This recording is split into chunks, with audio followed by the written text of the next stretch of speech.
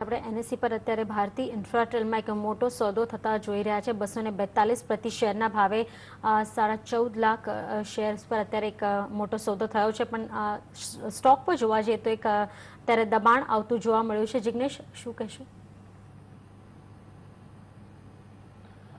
ભારતી ઇન્ફ્રાસ્ટ્રેલ એ ઘણા સારા મોમેન્ટમથી હાયર ટોપ અને higher bottom formation કરી રહ્યો છે।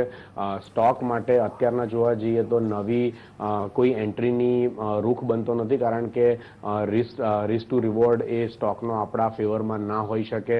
હું માનું છું કે આ સ્ટોક પોતાની રેન્જ અરાઉન્ડ 380થી માંડીને 323 સુધીની રેન્જ અત્યારના જાળવી રાખશે।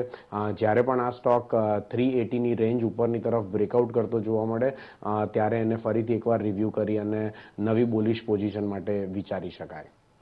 ઓકે, ત્યારે જ આપણે જોઈએ તો આજે અમુક સ્ટોક્સ જ્યાં